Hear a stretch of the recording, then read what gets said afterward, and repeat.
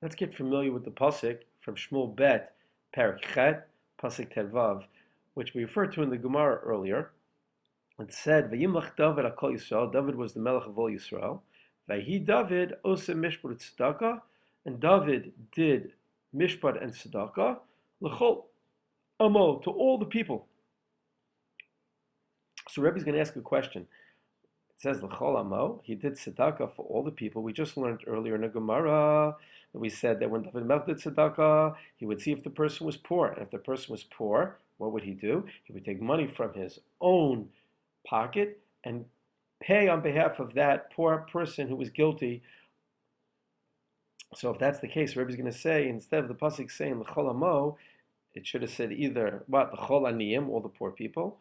But if it says l'chol amo, it means could it mean that he paid out of his own pocket for all the people he judged? That wouldn't make sense. So let's look at the Gemara and let's see what Rebbe makes of this pasuk. Kasha le Rebbe. Rebbe has a difficulty here. The pasuk says l'chol amo, that David did tzedakah to all the nation. How is that possible? That he laid out money from his pocket for every person he was guilty that he judged guilty. La'aniyim mi baile. It was only for the aniyim.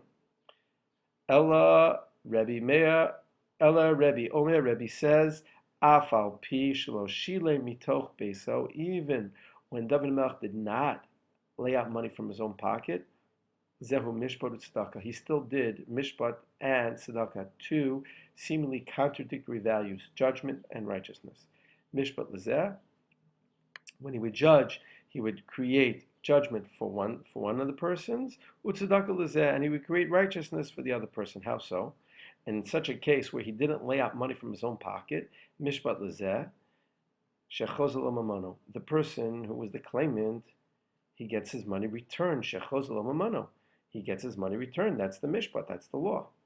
And what about the person who was liable for payment? Utzedakah Lezeh, and how is it righteousness for the person who's liable, the guilty person that has to pay? Shahotzi Gezela mitachas yado, he removes the stolen item from the person's hand. The person owes somebody money, it's considered stolen, he's got to return it. And therefore, by creating a proper judgment and making the person guilty that he has to pay, make him liable for payment, he removes the stolen item from the person's hand, and that's a form of tzedakah. You're keeping the person far away from doing avera or fixing a sin.